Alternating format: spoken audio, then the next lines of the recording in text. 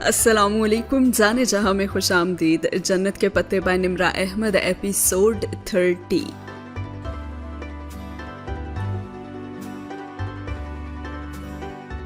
पिछले एपिसोड में जो सीन खत्म हुआ था वहीं पे हमारे पास चैप्टर 7 भी खत्म हो गया था। अब हम बढ़ रहे हैं चैप्टर 8 की तरफ, जो कि वहीं से शुरू होता है जहां पे हया सुलेमान ने कॉफी फेंकी थी अब्दुर्रहमान पाशा के चेहरे पर। पाशा के लिए यह हमला कतन गैर मुतवक्के था। वो एक्सपेक्ट नहीं कर रहा था कि ऐसा कुछ होगा। गो के रद्द अमल के तौर पर उसने चेहरा फौरन पीछे भी कर लिया था, लेकिन इसके बावजूद कॉफी उसके रुखसार पर गिर ही गई थी और हॉले ने उसी वक्त उसका हाथ थामा था और उसे कहा कि जल्दी जल्दी, छबक छबक।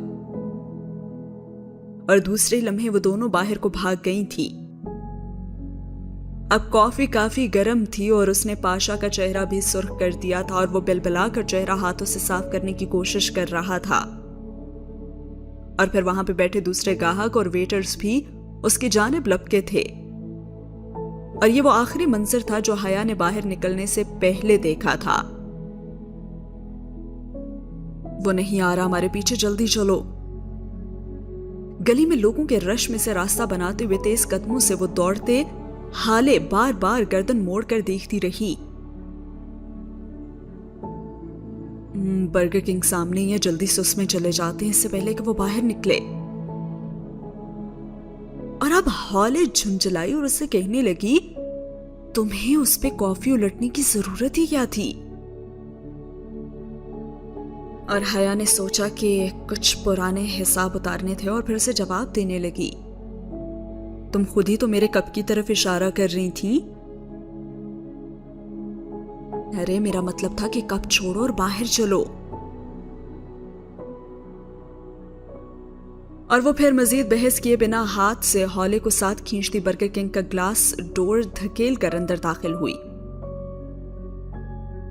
और वो दोनों ऐसे अंधाधुंध तरीके से दौड़ती हुई आई थी कि इस्तकबालिया काउंटर पे आकर ही उन्होंने दम लिया। और वहां पे मौजूद लड़का कदरे बौखला गया और उसने कहा, क्या हुआ? जेहान नहीं है इधर? वो समझा वो दोबारा से जेहान के लिए ही आई थी। हाँ ठीक है ठीक है, हया ने फूले तनफ्फुस के दरमियान हाथ उठाकर कहा। ये बताओ कि तुम्हारे किचन में कोई दरवाजा है जो पिछली गली में खुलता है? किचन में तो नहीं, लेकिन हाँ पेंट्री में बैक डोर है। आप मेरे साथ आए। शायद वो समझ गया था कि वो दोनों किसी से बचना चाह रही थी, सो कोई मजीद सवाल किए बिना वो ने अपनी रहनुमाई में पेंट्री में ले आया। पेंट्री मुस्ततील सी थी और उसमें स्टोरेज शेल्फ और बड़े बड़े फ्रीजर रखे हुए थे और कुछ दूसरा काठ कबाड़ भी था। वो रहा दरवाजा। उसने एक दरवाजे की जानिब इशारा किया और एक मशकूक नजर उन पे डालता वापस पलट गया। हॉले ने पेंट्री से किचन में खुलने वाला दरवाजा बंद किया और फिर कदरे तजब्जुब से पिछली गली के दरवाजे को देखा और फिर कहने लगी, अभी बाहर निकलने का क्या फायदा? गुरसल तो 1:30 बजे ही आएगी, तब तक हम यहीं बैठते हैं। वो एक कोने से 2 प्लास्टिक की कुर्सियां उठा लाई और कमरे के वस्त में फर्श पे आमने सामने उसने रखी। वैसे अब मैं सोच रही हूं कि तुमने ठीक ही किया। इस्तकलाल जुदीसे में ना अक्सर ऐसे ड्रंक लोगों से टकराव हो जाता है जो अजीब अजीब हरकतें करते हैं। हाँ तभी मैंने कॉफी उल्टी ताकि वो हमारा पीछा न कर सके। वो कुर्सी पे नहीं बैठी थी बल्कि दरवाजे के करीब चली आई थी और दरवाजे के साथ एक चौकोर खिड़की नुमा रोशनदान था और वो बहुत ऊंचा तो नहीं था लेकिन हया के चेहरे के बिल्कुल बराबर था। उसने रोशनदान की शीशे की स्लाइड एक तरफ की तो ठंडी हवा और पिछली गली की आवाजें अंदर आने लगी। वो इस्तकलाल स्ट्रीट की बगली गली थी। इस्तकलाल स्ट्रीट की दोनों जानिब ऐसी ही गलियां थी जो जरा सी तंग और छोटी, लेकिन दोनों अतराफ से इमारतों से घिरी हुई थी। اچھا خیر، اب تم مجھے بتاؤ کہ یہ منگنی کا کیا قصہ ہے۔ ذرا سکون کا سانس ملا تو ہالے کو ادھوری بات یاد آ گئی اور وہ پرجوش کرسی پہ آگے ہو کر بیٹھی، اور حیا نے بھی پلٹ کر دیکھا اور مسکرا دی۔ جو تناؤ اور پریشانی وہ تھوڑی دیر پہلے محسوس کر رہی تھی وہ پینٹری کی فضا میں تحلیل ہوتا جا رہا تھا۔ ہاں بتاتی ہوں۔ وہ کرسی پہ آ بیٹھی اور گورسل شٹل آنے تک تو وہ سارا قصہ سنا ہی چکی تھی، اور بس میں بھی سارا راستہ وہ دونوں یہی باتیں کرتی رہی۔ اور پھر ہالے نے اس سے پوچھا کہ اگر وہ یہ سب جانتا تھا تو اس نے پہلے اظہار کیوں نہیں کیا؟ اب کر دیا نا، یہی بات ہے۔ وہ بہت پریکٹیکل اور کم گوسا آدمی ہے، اس سے وابستہ توقعات میں نے اب کم کر دی ہیں ویسے بھی، اس نے شانے اچکا کر کہا۔ اور پھر جب وہ کمرے میں آئی تو ہالے تو سونے چلی گئی اور ٹالی اور چیری بھی تب تک سو چکی تھی، جبکہ اس نے پہلے تو اپنی میز کی دراز میں اس ڈبیا کی تصدیق کی جس میں موبائل شاپ کے لڑکے نے جی پی ایس ٹریسر ڈال کر دیا تھا، اور وہ دراز میں ہی رکھی تھی جہاں وہ چھوڑ کر گئی تھی۔ تو وہ سوچنے لگی کہ پھر پاشا کو کیسے پتا چلا کہ وہ کہاں ہے؟ ہو سکتا ہے کہ اس کی کسی اور شے میں بھی ٹریسر ہو، یا پھر وہ محض اتفاق ہو، لیکن اس قسم کے اتفاق تو کم ہی ہوتے ہیں، اور اتنا تو اسے یقین ہی تھا۔ جو بھی ہے وہ ہر شے کو ذہن سے جھٹک کر اپنا پزل باکس نکال کر دبے قدموں سے باہر آئی، اور بیلکنی کی بتی اسے دیکھتے ہی جل اٹھی۔ وہ وہیں پہلے زینے پہ بیٹھ گئی اور پزل باکس چہرے کے سامنے کیا۔ چاروں پہیلیاں ایک چکور کی صورت میں باکس کے چاروں اطراف پہ لکھی ہوئی تھی۔ چکور سکوائر یعنی ٹاکسم سکوائر۔ دھڑکتے دل اور نم ہتھیلیوں کے ساتھ وہ سلائیڈز اوپر نیچے کر رہی تھی۔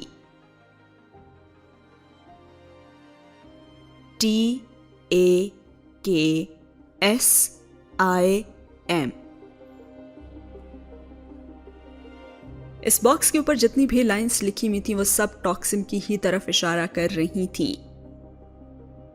پہلی بار جب وہ اس سے جہان سے ملی تھی وہاں پہ تو اس کی ہیل ٹوٹی تھی، اور وہ ہیل تھی لکڑی کی ہیل، اور وہ سرخ لکڑی کی ہیل تھی۔ تو جو پہلی لائن تھی snap there a blooded pine، blooded یعنی خون، سرخ لکڑی اور لکڑی کی ہیل، وہ ٹاکسم میں ہی ٹوٹی تھی۔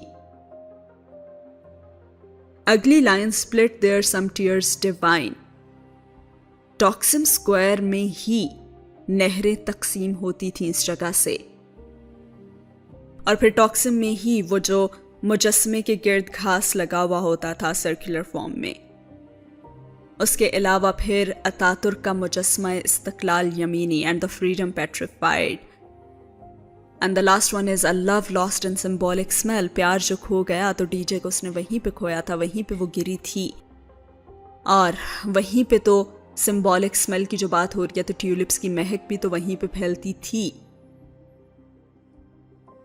انڈر وچ دا لائنز 12، اور لکیروں کی بات جہاں تک ہے تو وہاں پہ میٹرو لائنز، ریلوے لائنز تھیں۔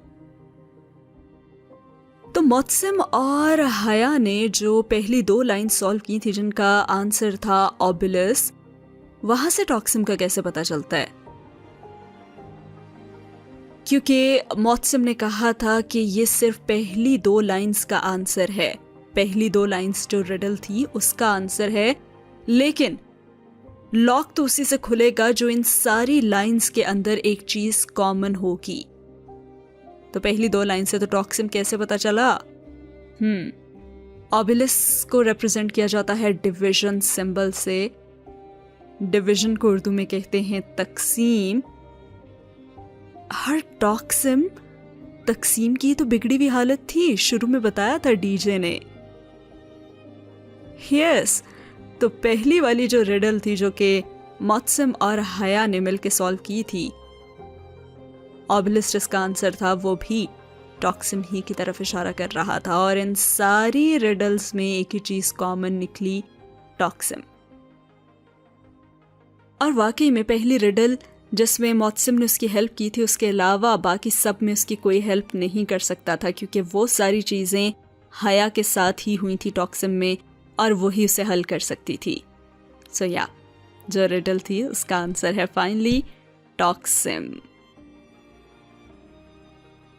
تو اب اس نے ٹاکسم کا ایک ایک کر کے حرف اپنی جگہ پہ وہ لے کر آئی، اور آخری حرف ایم جیسے ہی جگہ پہ آیا تو کلک کی آواز کے ساتھ واقعی میں وہ باکس کی دراز سپرنگ کی طرح باہر نکلی، اور وہ بنا پلک جھپکے بے یقینی سے باکس کے اندر دیکھ رہی تھی۔ تو کیا اس نے میجر احمد کا پزل باکس حل کر لیا تھا اور وہ باکس کھول چکی تھی؟ دراز میں ایک سفید مستطیل کاغذ رکھا ہوا تھا، اور وہ کاغذ پوری دراز میں فٹ آ رہا تھا۔ اس نے 2 انگلیوں سے پکڑ کر کاغذ باہر نکالا، اور بالکنی کی مدھم روشنی میں وہ کاغذ پہ لکھی تحریر بنا کسی دقت کے پڑھ سکتی تھی، جس پہ لکھا تھا 2 full stops under the key، چابی کے نیچے 2 فل سٹاپس۔ اس نے بے یقینی سے وہ سطر پڑھی جو کاغذ کے اوپری حصے پہ لکھی ہوئی تھی۔ تو کیا یہ کوئی مذاق تھا یا اپریل فول؟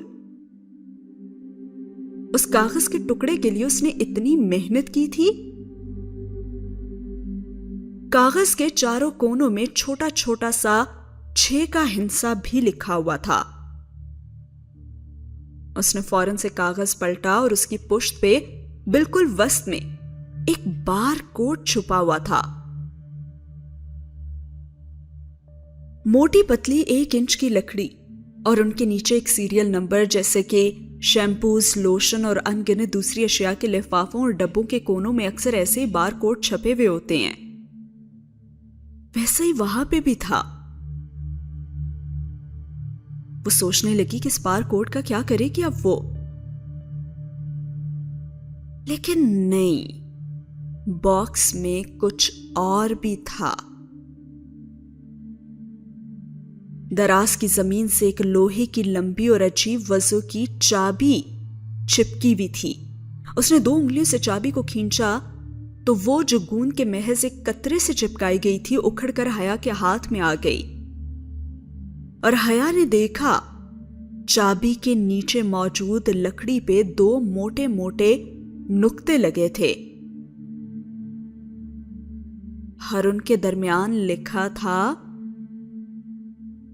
ایمنت، EMANET۔ اور پھر وہ سوچنے لگی کہ کیا یہ پھر کوئی پزل ہے یا کوئی پہیلی، اور یہ جو چابی کے تلے 2 فل سٹاپ ہیں یہ کیا ہیں؟ وہ دونوں نقطے اسے مل گئے تھے، لیکن اب وہ ان کا کیا کرے؟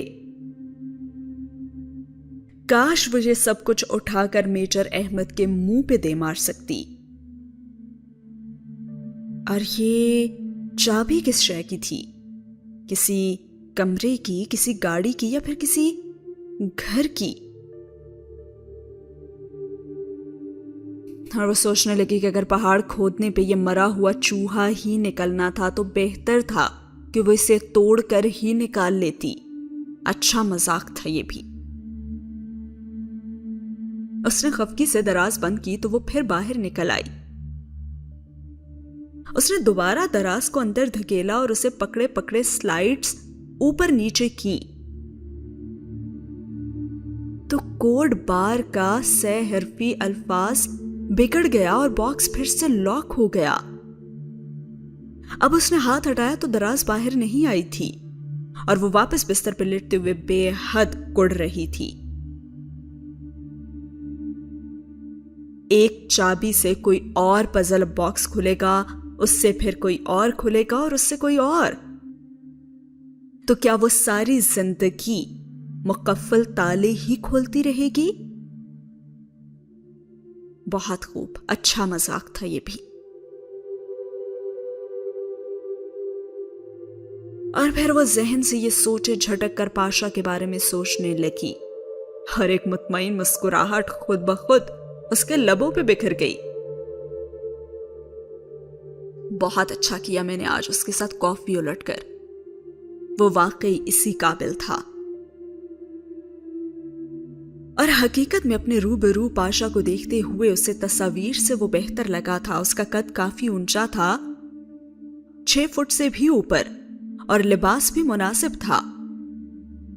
آنکھوں پہ بغیر فریم کی گلاسز لگائے اور ذرا ذرا سی بڑی ہوئی شیو۔ وہ روبرو دیکھنے میں بس ایسا تھا کہ مقابل اس کی عزت ہی کرے، لیکن اس سے بڑھ کر کچھ نہیں۔ ہینڈسم تو وہ اسے کبھی لگا ہی نہیں تھا، اور نہ ہی اس کی شخصیت میں کوئی سحر تھا جس کی باتیں اکثر بہاریں کرتی تھی۔ وہ دیکھنے میں بس ایک درمیانے درجے کا آدمی لگتا تھا، یا پھر شاید استقلال اسٹریٹ میں چہل قدمی کرنے کے لیے اس نے خود کو ایک عام آدمی کی طرح ڈریس اپ کر رکھا تھا، شاید یہی بات ہو۔ وہ انہی سوچوں میں گھری کب نیند کے سمندر میں ڈوب گئی اسے علم نہیں ہو سکا۔ and the scene is over۔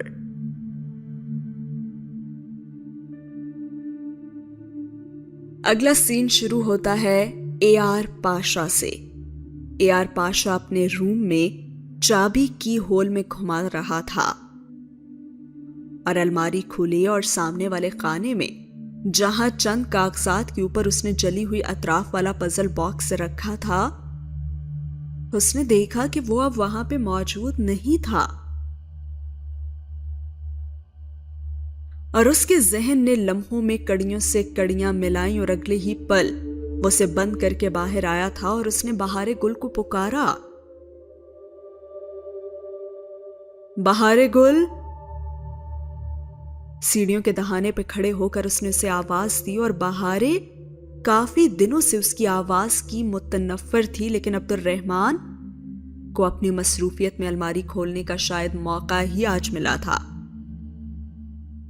اس لیے اب اس کی آواز سن کر وہ جو ٹی وی کے سامنے بیٹھی تھی تابع داری سے اٹھی اور سر جھکائے بڑے ہی مؤدب انداز میں سیڑھیاں چڑھنے لگی۔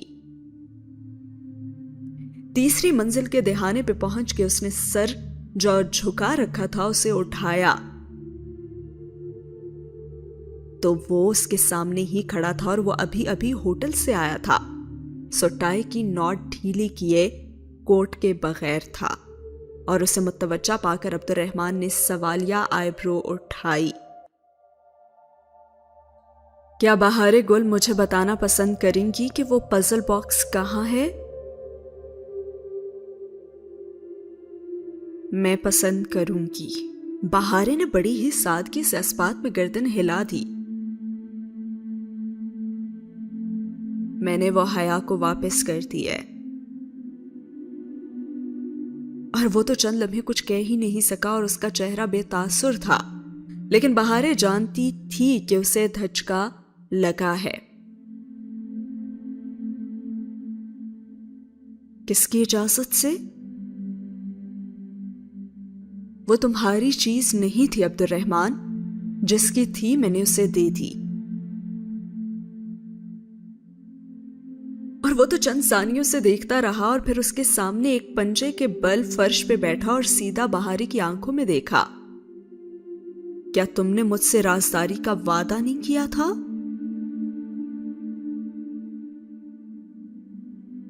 میں رحمان کے بندے کو خوش کرنے کے لیے رحمان کو ناراض نہیں کر سکتی، میں جھوٹ نہیں بول سکتی تھی، اور اس کی بڑی بڑی آنکھیں بھیگ گئیں۔ اے آر پی اسے کہنے لگا، جو جتنا اچھا جھوٹ بولتا ہے نا بہارے، یہ دنیا اسی کی ہوتی ہے، لیکن پھر اس کی آخرت نہیں ہوتی، یہ عائشہ گل کہتی ہے۔ اور وہ زخمی انداز میں مسکرایا۔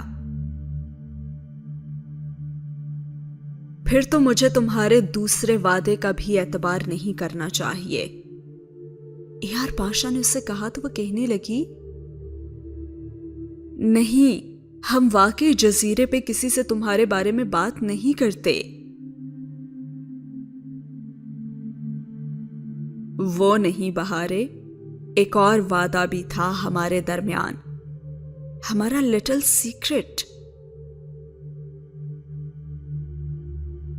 اور بہارے کے تو کندھوں پہ ایک دم بہت بھاری سا بوجھ آ گرا۔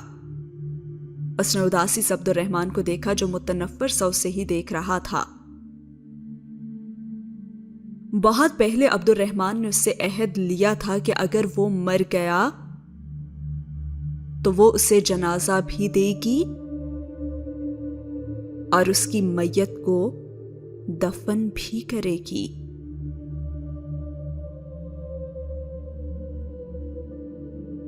اور بہار اس سے کہنے لگی،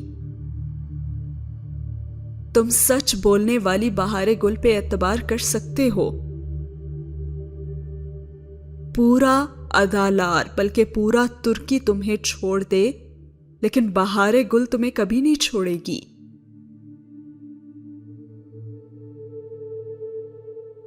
اور عبد الرحمن اس کے سامنے آیا اور اس سے کہنے لگا، اور ہو سکتا ہے نا کہ ایک وقت ایسا آئے جب تم مجھے پہچاننے سے بھی انکار کر دو۔ تم کہو کہ کون ہے عبد الرحمن اور کہاں کا عبد الرحمن۔ اور بہار افسردہ ہوئی اور اس سے کہنے لگی، تم ایسی باتیں مت کیا کرو، مجھے دکھ ہوتا ہے۔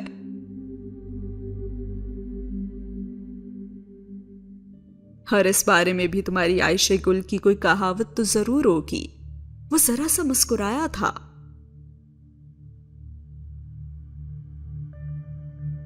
اس کو چھوڑو، وہ تو بہت کچھ کہتی رہتی ہے، میں دوسرے کان سے نکال دیتی ہوں۔ اس نے ناک پہ سے مکھی اڑا کر گویا عبد الرحمن کو اپنی وفاداری کا یقین دلایا۔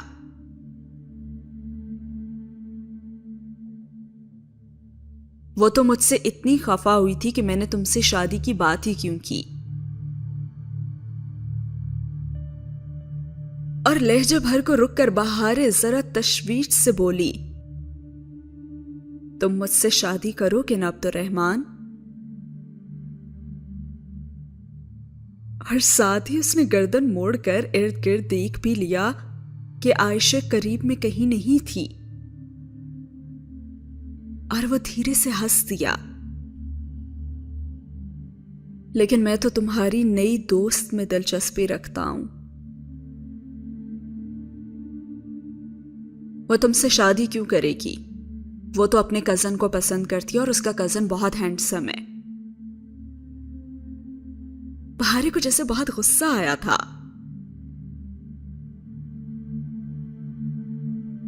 اور تمہاری دوست کو عبد الرحمن جیسا کوئی بدصورت بھی نہیں لگتا ہوگا، ہے نا؟ یہ سچ ہے، اسے تم بالکل پسند نہیں ہو، مگر مجھے تم سے زیادہ کوئی ہینڈسم نہیں لگتا۔ اور وہ مسکراتے ہوئے اٹھ کھڑا ہوا اور بہارے نے گردن اٹھا کر اسے دیکھا۔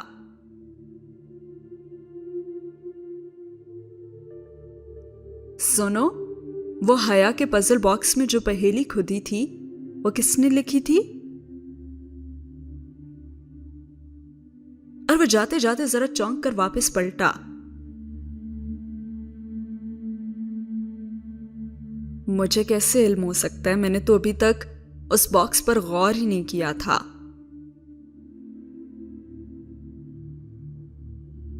نہیں، دراصل میرے باکس کی پہیلی اور حیا کی پہیلی بالکل ایک سی ہی لکھی تھی۔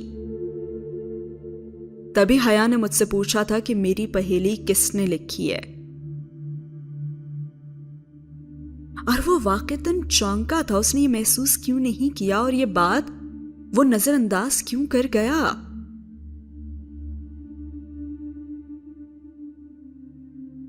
اچھا، تو پھر تم نے کیا کہا؟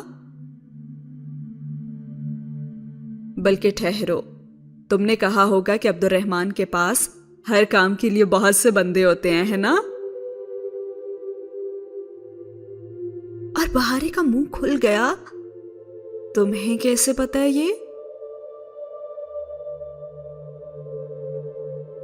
بہار گل، میں تمہاری سوچ سے بھی زیادہ اچھے طریقے سے تمہیں جانتا ہوں۔ اور پھر وہ کہہ کر رکا نہیں تھا اور بہار نے آزردگی سے اسے جاتے ہوئے دیکھا تھا۔ وہ اس سے خفا تھا اور وہ جانتی تھی، لیکن عائشہ کہتی تھی بندہ خفا ہو جائے تو خیر ہے، بس رحمان خفا نہ ہو۔ اف، اس نے سر جھٹکا۔ عائشہ گل کی یہ کہاوتیں، اور ساتھ ہی ہوا یہ سین ختم۔ کیا بات ہے بھائی، بہار گل صحیح فٹ جا رہی ہیں آپ۔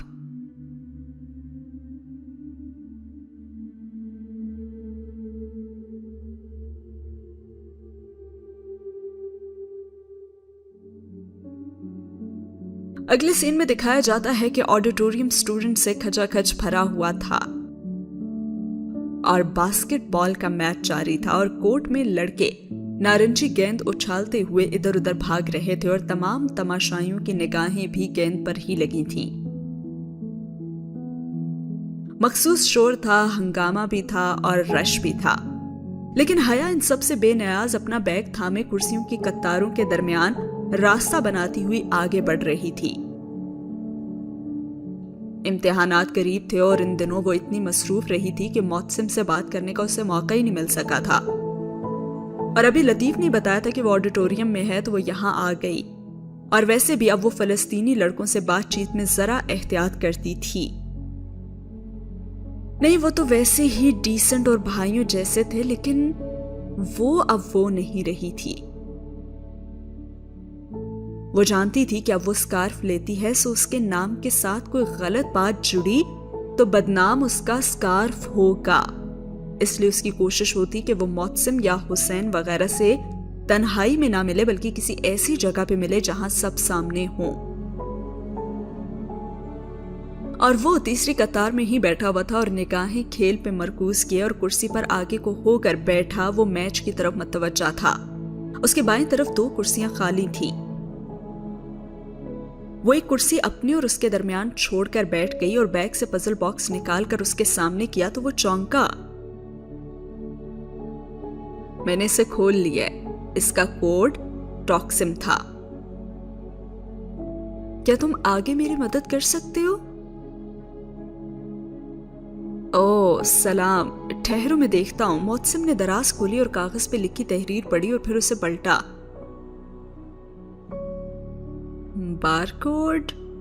بارکوڈ تو اشیاء کے پیکٹس پہ لکھا ہوا ہوتا ہے نا، اس سے تو کوئی مشین ہی ڈیٹیکٹ کرتی ہے۔ یہ بارکوڈ بھی نا کسی مشین کے لیے ہی ہے تاکہ وہ اسے پہچانے، لیکن کدھر؟ شاید اس سطر سے کوئی مدد مل جائے۔ وہ پھر سے کاغذ پلٹ کر سطر پڑھنے لگا اور پھر نفی میں سر ہلا کر دراز سے چابی اس نے اٹھائی۔ بظاہر تو یہی لگتا ہے کہ یہ سطر اس چابی تلے لکھے 2 نقطوں اور اس لفظ کی طرف ہی اشارہ کر رہی ہے، اور یہ لفظ کسی تالے کی طرف شاید اشارہ کر رہا ہے۔ اور ویسے امانت کسے کہتے ہیں؟ اس نے ذرا الجھن سے پوچھا۔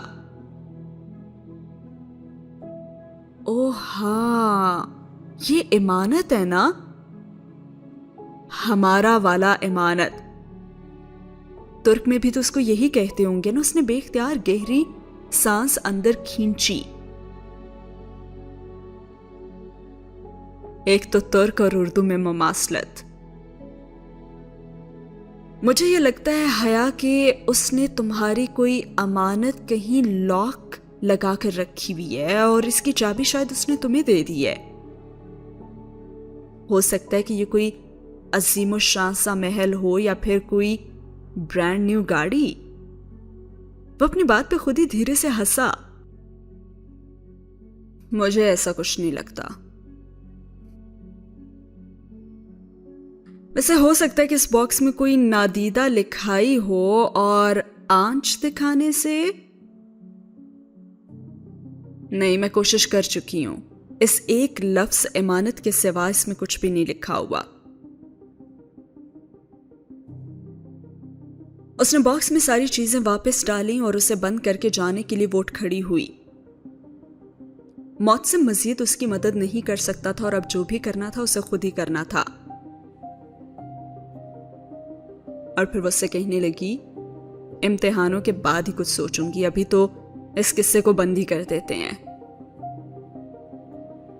और जवाबन मौतसिम ने मुस्कुराकर शाने उचका दिए। अब वो ऑडिटोरियम से बाहर निकल आई थी जब उसका मोबाइल बजा और वो सोचने लगी कि अम्मा तो इस वक्त फोन करती नहीं है। तो फिर उसने बैग से मोबाइल निकाल कर देखा तो ये वही पाकिस्तान का नंबर था जिससे पहले भी मेजर अहमद ने उसे फोन किया था।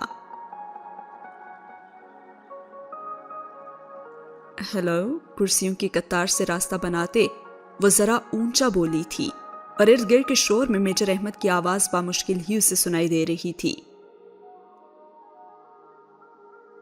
अस्सलामुअलैकुम, कैसी हैं आप हया? वही नर्म खूबसूरत ठहरा हुआ अंदाज। अब वो भी उससे चिढ़ती नहीं थी बल्कि जरा एहतियात से बात कर लेती थी। वालेकुम अस्सलाम, मेरी खैरियत तो आपको पता लगती ही रहती होगी। वो बाहर कॉरिडोर में तेज तेज चलती जा रही थी और जवाबन वो धीरे से हंस दिया। अब ऐसा भी नहीं है। आपको लगता है कि मुझे आपके अलावा और कोई काम नहीं है? मुझे लगता तो खैर यही है कि आपको और पाशा को मेरे अलावा कोई काम नहीं है। गुस्से में हैं आप? खैरियत? कोई मजाक कर रहे हैं आप मेरे साथ? मैं कितनी पहेलियां बूझूं? उसने जिद से अंदाज में होते हुए अपना बैग उतार कर सिबांची की इमारत की बैरूनी सीढ़ियों पर रखा। मैं माजरत खा हूं, लेकिन बास चीजें इतनी हसास होती हैं कि उन्हें बहुत राजदारी से किसी के हवाले करना पड़ता है ताकि वो गलत शख्स के हाथ न लग जाएं। वैसे 1 घंटे का काम था, आपने इतने दिन लगा दिए। और जवाबन हया भी कहने लगी, खैर आपका पजल बॉक्स तो मैं हल कर ही लूंगी, लेकिन क्या गारंटी है कि आखिर में मुझे अप्रैल फूल के अल्फाज नहीं मिलेंगे? वो वहीं सीढ़ियों पे बैठ गई थी और इस्तांबुल की धूप इर्द गिर्द सब्जाजार को सुनहरीपन अता कर रही थी। इतना गैर संजीदा समझती हैं आप मुझे? मेजर अहमद ने कहा तो जवाबन वो कहने लगी, क्यों, क्या आप ही नहीं हैं जो ख्वाजा सरा बनकर मुझसे मिले थे? कभी शर्मिंदगी नहीं हुई आपको इस बात पे? और शायद वो बुरा मान गया था और कहने लगा, शर्मिंदगी कैसी? मैं ख्वाजा सरा बनकर आपसे ही मिला था। ख्वाजा सरा बनकर कोई महफिल तो नहीं लगाई थी ना? लेकिन ख्वाजा सरा बनना बजाते खुद बहुत अजीब है। क्यों, क्या ख्वाजा सरा इंसान नहीं होते? क्या वो जानवर होते हैं? मैंने उनका हुलिया अपनाया था, लेकिन आपके लिए नहीं, बल्कि वो तो मैं अपने काम के लिए बना था। और बस उसी दौरान आप मिल गईं। अच्छा, तो आप अपने काम ख्वाजा सरा बनकर निकलवाते हैं? वो दम बखुद रह गई और पहली दफा कोई सवाल उसने बच्चों की सी दिलचस्पी से पूछा था। कभी मेरे ऑफिस आइएगा, मैं आपको अपने काम की तफसील बताऊंगा। आपके ऑफिस तो मैं कभी भी नहीं आ रही, लेकिन हाँ, वो इमानत, वो कैसे ढूंढूं मैं? जो लिखा है उस पे गौर करें। वो डोली की अमानत है और वो उसी को मिलनी चाहिए। جو اپنی صلاحیتوں سے خود کو اس کے قابل ثابت کر سکے۔ کیا آپ اتنی باصلاحیت ہیں؟ ٹرائی می، اس نے جتا کر کہتے ہوئے فون بند کر دیا، اور سبانجی کی دھوپ ابھی تک سیڑھیوں پہ اس کے قدموں میں گر رہی تھی۔ And the scene is over۔ اگلے سین میں دکھایا جاتا ہے کہ حیا سلیمان ایک ڈرماٹولوجسٹ کے پاس آئی ہیں۔ جیسے کہ آپ جانتے ہیں کہ ویکس کی وجہ سے ان کے بال خراب ہو چکے تھے، سو اس کے ٹریٹمنٹ کے لیے۔ اب کلینک کے انتظار گاہ میں ٹھنڈی سی خنکی چھائی ہوئی تھی، اور وہ کاؤچ پہ خاموشی سے بیٹھی بس اپنی باری کا انتظار کر رہی تھی۔ حالے کے توسط سے اس نے ایک ڈرماٹولوجسٹ سے وقت لیا تھا، اور اس کے بال تو بظاہر ٹھیک نظر آتے تھے، اور عائشہ کے دیے گئے لوشن کام بھی کر رہے تھے، لیکن ہاتھ لگانے پہ وہ پہلے سے ذرا روکھے تھے، اور سر کی جلد جو خراب تھی وہ تو الگ۔ اب حیا نے اپنا پرس ساتھ ہی رکھا ہوا تھا، اور ٹریسر والی ڈبیا ڈور میں ہی تھی۔ اب وہ اسے استنبول میں اپنے ساتھ لے کر نہیں جاتی تھی۔ تبھی اس کے ساتھ والی نشست پہ ایک سیاہ عبایا والی لڑکی آ بیٹھی، اور بیٹھتے ہی اس نے چند گہرے سانس لے کر تنفس بحال کیا، اور پھر ٹشو سے نقاب کے اندر چہرہ تھپ تھپانے لگی۔ اس کے انداز سے ایسا لگ رہا تھا کہ وہ پیدل آئی ہے اور بہت تھک گئی ہے۔ حیا لاشعوری طور پر نگاہوں کا زاویہ موڑ کر اسے دیکھنے لگی، اور جانے کیوں آج کل وہ عبایا اور حجاب والی لڑکیوں کو بہت غور سے دیکھتی تھی۔ استنبول میں ایسی لڑکیاں بہت کم ہی نظر آتی تھی، البتہ سکارف اور لانگ سکرٹس والی تو مل جاتی تھی۔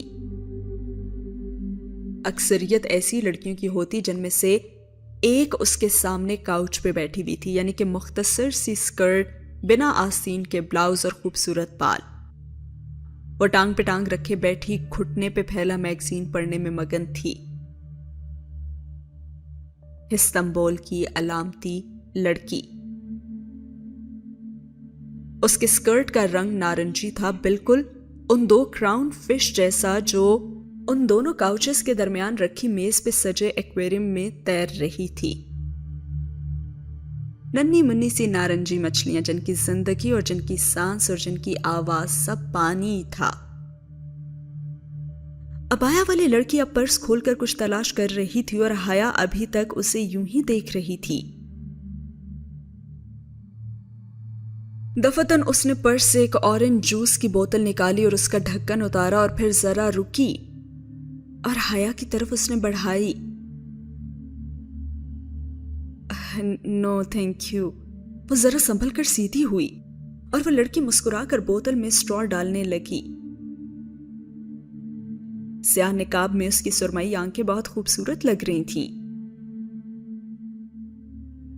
اور پھر وہ رہ نہیں سکی اور اس سے پوچھنے لگی کہ آپ ہمیشہ سے عبایا کرتی تھی؟ نقاب تلے گھونٹ لیتے ہوئے اس نے اسپات میں سر ہلایا۔ آپ کو گھٹن نہیں ہوتی اس میں؟ اور جواباً اس عورت نے کہا کہ میرا دل اللہ نے اس کے لیے کھول دیا ہے، سو گھٹن کیسی؟ اور ویسے بھی مسلمان لڑکی تو بہت مضبوط ہوتی ہے، اس نے بوتل کا ڈھکن بند کرتے ہوئے کہا۔ اور پھر حیا کہنے لگی کہ مجھے تو نقاب کا سوچ کر ہی گھٹن ہوتی ہے۔ اور جواباً اس نے کہا کہ ہو سکتا ہے کہ صرف سب آپ کے ذہن میں ہی ہو، لیکن آپ کے ذہن میں بھی تو ایسی باتیں آتی ہوں گی نا؟ حیا اس کی طرف رخ موڑے غیر ارادی طور پر بحث کرنے لگی تھی۔ کیا بہت پڑھے لکھے ماڈرن قسم کے لوگوں کے درمیان بیٹھے آپ کو احساس سے کمتری نہیں ہوتا؟ اور ساتھ ہی ایک نگاہ اس نے ایکویریم کے پار بیٹھی ترک لڑکی پر ڈالی جو ابھی تک اپنے میگزین میں گم تھی۔ اور حیا کے اس سوال پہ اس لڑکی نے کیا خوب جواب دیا۔ اس نے کہا، بہت ماڈرن قسم کے لوگ تو میرے جیسے ہی ہوتے ہیں نا، میری شریعت تو دنیا کی سب سے ماڈرن جدید شریعت ہے. احساس کمتری تو انہیں ہونا چاہیے جو جاہلیت کے زمانے کا تبرج کرتے ہیں. تبرج سمجھتی ہو نا؟ اسے اندازہ تو تھا لیکن پھر بھی اس نے نفی میں گردن ہلائی. تبرج کیسے سمجھاؤں؟ اس لڑکی نے لمحے بھر کو سوچا. اچھا تم نے دبئی کے وہ اونچے اونچے ٹاورز تو دیکھے ہوں گے نا، برج العرب، برج الخلیفہ. ہاں تصاویر میں، حیا نے کہا. بس اسی برج سے یہ تبرج نکلا ہے. کسی شے کو اتنا نمایاں اور خوبصورت بنانا کہ وہ دور سے نظر آئے. وہ صدیوں پہلے یوسف علیہ السلام کے مصر کی عورتیں تھیں جو تبرج کرتی تھیں. وہ ابو جہل کے عرب کی عورتیں تھیں جو زیب و زینت کر کے مردوں کے درمیان سے گزرتی تھیں. اب اگر استنبول کی لڑکیاں ان زمانہ جاہلیت کی عورتوں کی پیروی کرتی ہیں تو وہ ماڈرن تو نہ ہوئی نا؟ ماڈرن تو میں ہوں نا، تم ہو. تو پھر کیسی شرمندگی؟ اس نے رسان سے کہتے ہوئے شانے اچکائے. اللہ اللہ، یہ اعتماد! وہ دم بخود رہ گئی. ترکوں کا اثر تھا کہ وہ بھی اللہ اللہ کہنے لگی تھی. اور پھر وہ عورت اس سے کہنے لگی کہ تمہیں لگتا ہے کہ تم کبھی نقاب نہیں پہن سکتی؟ وہ اب ٹشو سے پیشانی پہ آئے پسینے کے قطرے تھپ تھپا رہی تھی. ہاں شاید نہیں. میری دوستوں اور فرسٹ کزنز میں سے کوئی بھی نقاب نہیں لیتا. اسے شہلا یاد تھی مگر وہ اس کی سیکنڈ کزن کی بیوی تھی نا. اس نے یہ کہہ کر خود کو ٹالا. تو تم یہ رواج ڈالنے والی پہلی لڑکی بن جاؤ. اور حیا نے جواباً کہا کہ اس سے کیا ہوگا؟ اور اس لڑکی نے مسکرا کر ذرا سے شانے اچکائے اور کہا، جو غار سور کے آخری سوراخ پہ اپنا پاؤں رکھ دیتا ہے نا اور ساری رات سانپ سے ڈسے جانے کے باوجود اف تک نہیں کرتا، اس کی اسے ایک رات کی نیکیاں عمر بن خطاب رضی اللہ تعالی عنہ کی زندگی بھر کی نیکیوں کے برابر ہوتی ہیں. مگر ہر شخص ابو بکر نہیں بن سکتا. ابو بکر صرف ایک ہی ہوتا ہے، پہلوں میں پہل کرنے والا.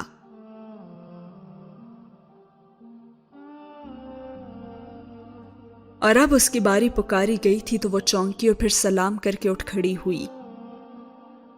اسے اب اس لڑکی سے کچھ نہیں کہنا تھا. اس کا ذہن صاف تھا.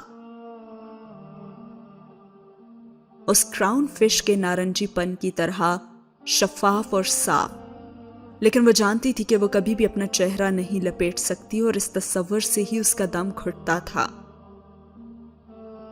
ایکویریم کے پانی میں اسی طرح بلبلے بن اور مٹ رہے تھے اور دونوں مچھلیاں بنا تھکے ایک دوسرے سے پیچھے دائرے میں دوڑ رہی تھیں. دائرہ جس میں آغاز اور اختتام کی تفریق مٹ جاتی ہے.